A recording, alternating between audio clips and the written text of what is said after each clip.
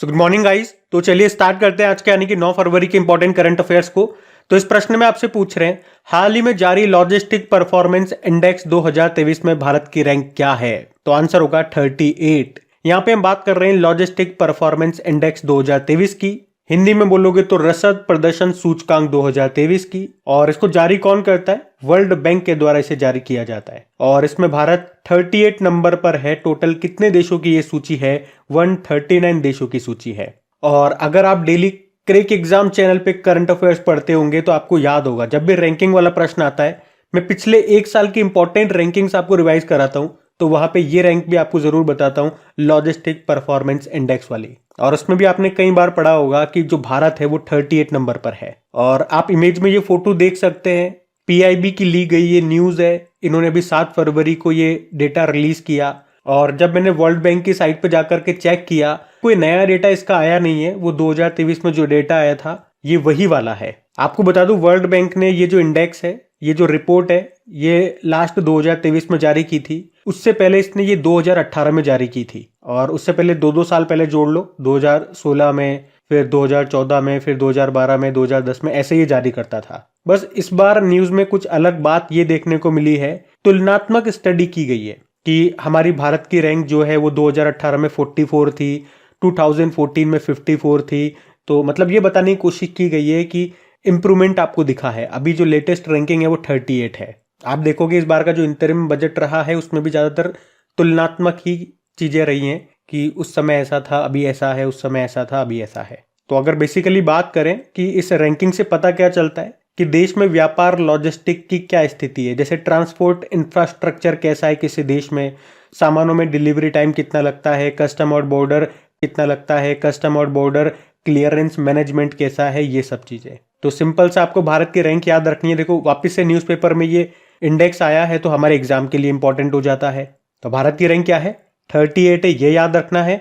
Index का नाम क्या है? Logistic performance index. कौन जारी करता है ये याद रखना है, वर्ल्ड बैंक जारी करता है। आप पूछोगे इसमें टॉप पर कौन है? भारत तो 38 पर है, लेकिन टॉप पर कौन है? तो इसमें टॉप पे सिंगापुर है। ये देखो मैं आपको फोटो भी बता रहा हूं, वर्ल्ड बैंक की साइट से ही लिया गया ये इमेज है। सिंगापुर टॉप पर है, सेकंड नंबर पे फिनलैंड है। अब वर्ल्ड बैंक इसको जारी करता है तो वर्ल्ड बैंक के बारे में जानते हैं। देखो वर्ल्ड बैंक की स्थापना होती है 1944 में। हेडक्वार्टर मिलेगा वॉशिंगटन डीसी में। और इसके अध्यक्ष कौन है? अजय बंगा है। और यहाँ पे मैं आपको बताऊंगा कि वर्ल्ड बैंक और कौन कौन से इंडेक्सेस, कौन कौन सी रैंकिंग जारी करता है। तो एक तो ये वर्ल्ड डेवलपमेंट रिपोर्ट जारी करता है, ग्लोबल इकोनॉमिक प्रोस्पेक्ट्स रिपोर्ट जारी करता है, रेमिटेंस रिपोर्ट जारी करता है, ease of doing business report ये जारी करता था लेकिन जारी करना बंद कर दिया। लेकिन इसने कहा कि उसकी जगह पे बिजनेस रेडी प्रोजेक्ट रिपोर्ट को जारी करेगा। एक लॉजिस्टिक परफॉर्मेंस इंडेक्स हमने देखा, एक ह्यूमन कैपिटल इंडेक्स भी ये जारी करता है। और कुछ लेटेस्ट में आपको याद दिलाऊं तो अभी वर्ल्ड बैंक की विकास समिति की 108वीं बैठक हुई थी। कहां पे? मोरक्को के मराकेश में। और अगर पूछे कि ब्लैक राइनो के संरक्षण के लिए वन्यजीव संरक्षण बॉन्ड को किसने जारी किया, तो भी आंसर होगा वर्ल्ड बैंक। अच्छा, रैंकिंग एंड इंडेक्सेस वाला प्रश्न है। तो चलो पिछले एक साल में जो भी इंपॉर्टेंट रैंकिंग रही है वो मैं आपको रिवाइज कराता हूँ। 2024 में भी 2-4 रैंकिंग हमने पढ़ ली है, वो भी मैं आपको बताऊंगा, तो बिल्कुल ध्यान से सुनना। देखो एक तो वर्ल्ड हैप्पीनेस इंडेक्स आया था जिसमें भारत 126वें स्थान पर है, टॉप पे फिनलैंड है। ग्लोबल पीस इंडेक्स आया था, भारत 126वें स्थान पर ही था लेकिन टॉप पे आइसलैंड हो गया। ग्लोबल जेंडर गैप इंडेक्स आया, भारत 127वें नंबर पे था, टॉप पे आइसलैंड था। और इसको जारी किया वर्ल्ड इकोनॉमिक फोरम ने। फिर एक आपने देखा होगा ग्लोबल फायर पावर इंडेक्स, इसमें भारत चौथे स्थान पे है और टॉप पे अमेरिका है। पिछले बार भी यही था, इस बार अभी 2000 हुआ उसमें भी भारत चौथे पे है और टॉप पे अमेरिका है। फिर एक ऊर्जा संक्रमण सूचकांक आया था, इसमें भारत 67 नंबर पे है, टॉप पे स्वीडन है। इसको भी वर्ल्ड इकोनॉमिक फोरम ने जारी किया था। वैश्विक प्रतिस्पर्धात्मक सूचकांक आया, इसमें भारत 40वें स्थान पर है तो टॉप पे डेनमार्क है। वर्ल्ड प्रेस फ्रीडम इंडेक्स आया, भारत 161 नंबर पर है तो टॉप पे नॉर्वे है। इसको जारी किया रिपोर्टर्स विदाउट बॉर्डर ने। आर्थिक स्वतंत्रता सूचकांक भारत 131 नंबर पर है तो टॉप पे सिंगापुर है। हुरुन ग्लोबल यूनिकॉर्न इंडेक्स बात करेंगे, पहले स्थान पे अमेरिका, दूसरे पे चाइना, तीसरे पे भारत है। ये हमने देख ही लिया लॉजिस्टिक परफॉर्मेंस इंडेक्स। एक ग्लोबल इनोवेशन इंडेक्स आया था, भारत 40वें स्थान पर है, टॉप पे स्विट्जरलैंड है। वर्ल्ड इंटेलेक्चुअल प्रॉपर्टी ऑर्गेनाइजेशन ने इसको जारी किया। ग्लोबल हंगर इंडेक्स आया, भारत 111वें स्थान पे रहा। और वर्ल्ड टैलेंट रैंकिंग, इसमें भारत 56 नंबर पर है तो टॉप पे स्विट्जरलैंड है। ग्लोबल पेंशन इंडेक्स में भारत 45 नंबर पर है, टॉप पे नीदरलैंड है, मर्सर ने जारी किया। ग्लोबल वर्कर रिमोट इंडेक्स में भारत 64 नंबर पर है तो टॉप पे डेनमार्क है। IQAir ने सबसे प्रदूषित शहरों की सूची जारी की थी, टॉप पे बीजिंग है। और इंडिया स्किल रिपोर्ट 2024 के अनुसार भारत में काम करने के लिए सबसे पसंदीदा राज्य केरल बताया गया। और नेशनल क्राइम रिकॉर्ड ब्यूरो ने खाद्य पदार्थों में मिलावट के मामले में हैदराबाद को टॉप पे रखा था। इसी ने 2022 में महिलाओं के खिलाफ होने वाले अपराधों के मामले में शहरों में तो दिल्ली को टॉप पे बताया था, और राज्य में उत्तर प्रदेश को, और सबसे सुरक्षित शहर बताया था कोलकाता को। और वर्ल्ड बैंक ने जो माइग्रेंट्स रिपोर्ट जारी की थी उसके अनुसार दुनिया में प्रेक्षण का सबसे बड़ा प्राप्तकर्ता, प्रेक्षण यानी कि रेमिटेंस, जो आप दूसरे देशों में जा जा करके कमा करके भारत में भेजते हो, उसमें भारत टॉप पर है। हेनले पासपोर्ट इंडेक्स में भारत 80वें स्थान पर है। तो global climate change performance index में भारत 7वें स्थान पर है। इसमें पहले, दूसरे, तीसरे स्थान पे कोई भी देश नहीं है, चौथे पे डेनमार्क है। ये तो मैंने आपको 2023 के इंपॉर्टेंट इंडेक्सेस रिवाइज करा दिए। अभी 2024 में भी कुछ रैंकिंग्स आई हैं, वो भी आप पढ़ लो। एक तो सबसे इंपॉर्टेंट ये मार्क करना, करप्शन परसेप्शन इंडेक्स, इसमें भारत 93 नंबर पर है, तो टॉप पे डेनमार्क है। इसको जारी किया ट्रांसपेरेंसी इंटरनेशनल ने। ये मैं आपको जरूर रिवाइज कराता हूँ। स्वच्छ सर्वेक्षण 2023 जो आया, इसमें टॉप पे 2 शहर हैं इस बार, इंदौर और सूरत। जबकि 1 लाख से कम आबादी में अगर पूछेंगे तो महाराष्ट्र का सासवद टॉप पर है। वहीं सबसे स्वच्छ छावनी बोर्ड में मध्य प्रदेश का महू छावनी बोर्ड, राज्यों में पहले स्थान पे महाराष्ट्र, फिर मध्य प्रदेश, फिर छत्तीसगढ़। सबसे स्वच्छ गंगा शहर बोलोगे तो वाराणसी और प्रयागराज है। और सफाई मित्र शहर ये चंडीगढ़ को बताया गया। हिम तेंदुआ रिपोर्ट भी आई थी, जिसको wild life institute of India ने जारी किया। पहली बार ये रिपोर्ट आई थी, इसलिए आपको बता रहा हूँ। इसमें भारत में टोटल हिम तेंदुए यानी कि स्नो लेपर्ड बताए गए 718। सबसे ज्यादा लद्दाख में है 477, और सबसे कम जम्मू कश्मीर में है 9। और अभी टॉम ट्रैफिक इंडेक्स आया था, सबसे ज्यादा ट्रैफिक जाम वाले शहरों की ये सूची है। टॉप पे लंदन है, भारत का बेंगलुरु छठे स्थान पे रहा। और अभी ब्रांड गार्जियनशिप इंडेक्स आया, उसमें दूसरे स्थान पे मुकेश अंबानी है, और पहले स्थान पे कोई चाइना के थे, हुआ तोंग सा। इसको ब्रांड फाइनेंस ने जारी किया था। ये 2024 के अभी तक के हमने रैंकिंग पढ़ी है। तो 2023 और 2024 सब मैंने आपको रिवाइज करा दिया इस एक ही प्रश्न में। और अगर आप में से इस वीडियो को कोई वेरी फर्स्ट टाइम देख रहे होंगे ना, तो हो सकता है आपको बहुत ज्यादा लग रहा हो कि इतना सारा पढ़ा दिया है, एक ही क्वेश्चन हुआ है अभी तो इसीलिए मैंने लाइन स्टार्ट करने के पहले बोला था कि अगर आप वीडियो को पहली बार देख रहे होंगे तो आपको ऐसा लगेगा। वो होता है ना, अगर किसी भी पिक्चर को अपन बीच में से देखेंगे तो कुछ भी समझ में नहीं आता, उसके लिए पिक्चर को शुरू से देखना पड़ता है। भाई करंट अफेयर्स पहली बार ही पढ़ना चालू कर रहे हो तो आपकी बात समझ में आती है, लेकिन अगर इससे पहले आप कहीं और जगह चैनल पे करंट अफेयर्स पढ़ते होंगे तो फिर आप ये बात ना कहें, क्योंकि मैंने तो आपको रिवीजन ही करवाया है जो आप पढ़ चुके हो करंट अफेयर्स में। खैर, अब क्या करना है आपको, हमारा यही तरीका होता है, मैं आपको पिछला 6 महीना या 1 साल का इंपॉर्टेंट जो भी लिंक करता है क्वेश्चन से वो रिवाइज कराता हूँ। तो अब 2024 स्टार्ट हो चुका है, मतलब महीना तो 1 तो खत्म हो गया, लेकिन अभी ज्यादा वक्त खत्म नहीं हुआ। अब आप रेगुलर स्टूडेंट हैं चाहे नए स्टूडेंट हैं, आपको रेगुलर रहना है ताकि कोई भी क्वेश्चन आपसे छूटे ना। बार बार जब मैं रिवीजन कराऊंगा तो ये वहीं आपको याद हो जाएंगे। याद करवाने की जिम्मेदारी मेरी है, लेकिन कंसिस्टेंट, जिसे कहते हैं निरंतर रहना, वो आपको रहना पड़ेगा। अभी अगला प्रश्न देखते हैं। फिर अगला प्रश्न है, अभी हाल ही में कजाकिस्तान के नए प्रधानमंत्री कौन बने हैं? तो आंसर होगा ओल्जास बेक्टेनोव। तो अभी कजाकिस्तान के जो प्रेसिडेंट है कासिम जोमार्टा, अभी उन्होंने ही ओल्जास बेक्टेनोव को कजाकिस्तान का प्रधानमंत्री नियुक्त किया है। इन्होंने अली खान इस्माइलोव का स्थान लिया। अब ये कजाकिस्तान मैप में कहाँ मिलेगा? सेंट्रल एशियन कंट्री है ये। तो ये रहा मैप में कजाकिस्तान। कैपिटल इसकी अस्ताना है, पहले अस्ताना ही थी, बीच में इसकी बदल करके नूर सुल्तान कर दी थी, वापस बदल के अस्ताना कर दी। करेंसी है कजाकिस्तानी तेंगे। और हम इसके साथ एक एक्सरसाइज करते हैं, काजिंद एक्सरसाइज, जो हमने अभी लास्ट नवंबर के महीने में ही किया था। कहाँ पे? ओटार कजाकिस्तान में। बाकी देखो कुछ ऑप्शंस भी मैं आपको रिवाइज करा दूं तो सुक्सेस मसरा, ये चाड देश के प्रधानमंत्री बने थे।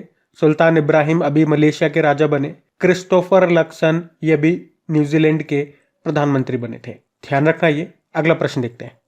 फिर आपसे पूछ रहे हैं, अभी हाल ही में artificial intelligence and national security नाम की बुक को किसने लॉन्च किया है? तो आंसर होगा अनिल चौहान ने। तो बुक का नाम है artificial intelligence and national security. इसे लिखा किसने है?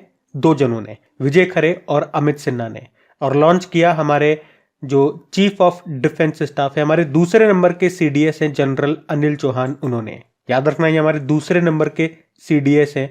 पहले जो बिपिन रावत जी थे उनका तो निधन हो चुका है। अच्छा देखो, वैसे तो ये प्रश्न बुक वाला है, तो मेरे को आपको बुक से संबंधित ही कुछ प्रश्न रिवाइज कराने चाहिए, लेकिन बुक आर्टिफिशियल इंटेलिजेंस पर है और आर्टिफिशियल इंटेलिजेंस से संबंधित प्रश्न बहुत टाइम हो गया हमें रिवाइज करे हुए। तो आज मैं आपको 2023 के जितने भी एआई से संबंधित प्रश्न हमने पढ़े थे वो रिवाइज करवाने वाला हूँ। पुराने स्टूडेंट्स रिवीजन करेंगे और नए स्टूडेंट ध्यान से देखेंगे। एक आपको याद होगा, भारत ने विश्व के पहले एआई संचालित एंटी ड्रोन सिस्टम को लॉन्च किया था, जिसका नाम क्या है? इंद्रजाल है। खुफिया जानकारी एकत्र करने के लिए एआई आधारित ओरोन विमान को किसने लॉन्च किया था? इजराइल ने। भारत का पहला एआई स्कूल लॉन्च किया गया था केरल के तिरुवनंतपुरम में, जिसका नाम शांतिगिरी विद्या भवन है। मध्य प्रदेश ने जस्ट आस्क नाम से एआई चैटबॉट लॉन्च किया था। और मेटा, जिसका पहले नाम फेसबुक हुआ करता था, इसने माइक्रोसॉफ्ट के साथ मिलकर एआई आधारित एक भाषा मॉडल लामा 2 को लॉन्च किया था। और बताओ, किस राज्य ने एआई आधारित न्यूज एंकर लिसा को लॉन्च किया था? तो उड़ीसा ने। एलन मस्क ने एआई आधारित एक स्टार्टअप एक्स एआई को लॉन्च किया था ओपन एआई को काउंटर करने के लिए, उसे कंपटीशन देने के लिए। अच्छा, किस यूनियन टेरिटरी ने भारत का पहला टेली मानस चैटबॉट लॉन्च किया था? तो जम्मू कश्मीर ने। और स्टैनफोर्ड यूनिवर्सिटी ने सर्वाधिक एआई निवेश वाले देशों की सूची जारी की थी, जिसमें भारत 5वें स्थान पे था, टॉप पे अमेरिका। किसने ग्रामीण भारत के लिए एआई चैटबॉट जुगलबंदी को लॉन्च किया था? माइक्रोसॉफ्ट ने। और आपको याद हो तो माइक्रोसॉफ्ट ने ही स्थानीय भाषाओं को प्रमोट करने के लिए प्रोजेक्ट एलोरा भी लॉन्च किया था। फिर बताओ, जनरेटिव एआई प्लेटफॉर्म है टोपाज, इसको किसने लॉन्च किया? तो इन्फोसिस ने। और याद होगा, इन्फोसिस ने 2 टेनिस खिलाड़ियों को ग्लोबल एम्बेसडर बनाया था। कौन कौन थे? एक तो राफेल नडाल जो कि स्पेन से हैं, और ईगा स्विटेक जो कि पोलैंड से हैं, ये भी याद रखना। और ओपन एआई जो कि अमेरिकी कंपनी है, इसने माइक्रोसॉफ्ट के साथ मिलकर चैट जीपीटी को लॉन्च किया था। जीपीटी की फुल फॉर्म मैं आपको हर बार बताता हूं, 2 बार एग्जाम में तो पूछी भी जा चुकी है।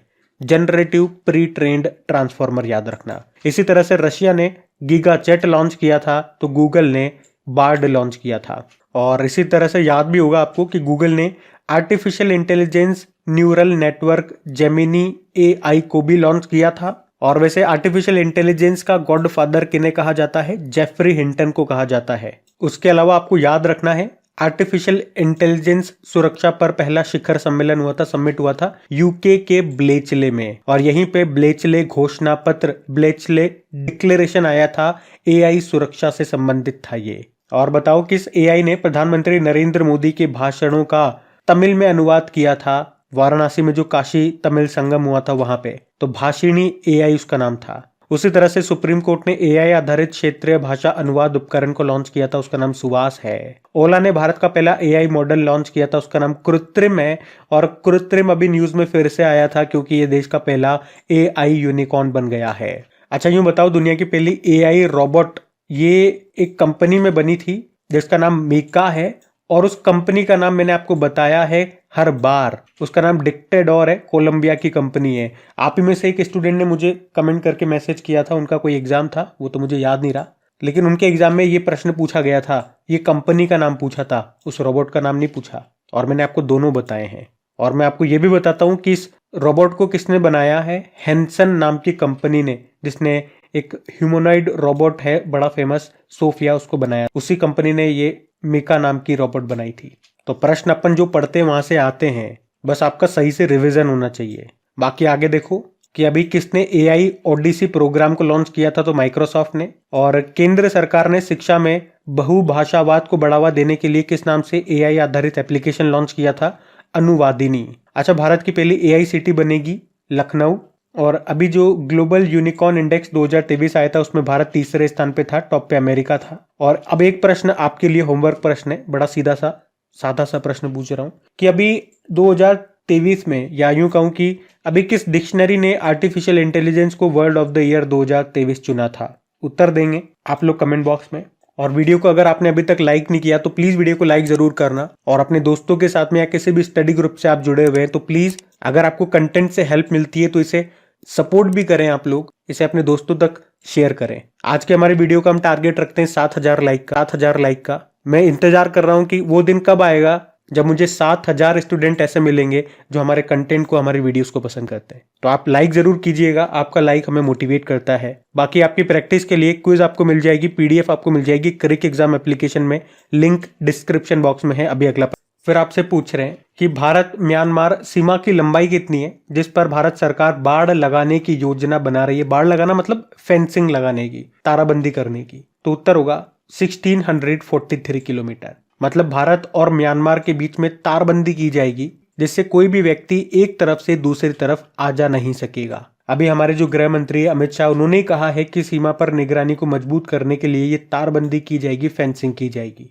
गृह मंत्री अमित शाह ने कहा कि म्यांमार के नागरिकों की आड़ में जो आतंकवादी हैं वो हमारे देश में प्रवेश कर जाते हैं, तो ऐसी घटनाओं को रोकने के लिए म्यांमार सीमा पर ये बाड़बंदी, तारबंदी की जाएगी। और भारत और म्यांमार की सीमा आपसे एग्जाम में पूछी जाएगी तो आंसर करना 1643 किलोमीटर। यहाँ से एक प्रश्न और बनेगा कि भारत के कौन कौन से राज्य हैं जो म्यांमार के साथ सीमा बनाते हैं, या कितने राज्य हैं, तो 4 हैं, अरुणाचल प्रदेश, मणिपुर, नागालैंड और मिजोरम। और एक फैक्ट और याद रखें, ये अराकान योमा पर्वत ये भारत म्यांमार सीमा पर स्थित है, तो हम कह सकते हैं कि ये भारत म्यांमार के बीच प्राकृतिक सीमा का निर्माण करता है। अब बात म्यांमार की है तो ये रहा मैप में म्यांमार, कैपिटल इसकी नेपिटो है, करेंसी है म्यांमार कियात। और आपको याद होगा भी दिसंबर 2023 में एक रिपोर्ट आई थी, एक इंडेक्स आया था जिसमें हमने पढ़ा था कि अफीम उत्पादन में शीर्ष देश बन चुका है म्यांमार, अफगानिस्तान को पछाड़ करके। और आपको याद होगा तो पिछले साल ही म्यांमार में एक चक्रवात आया था मोचा नाम का,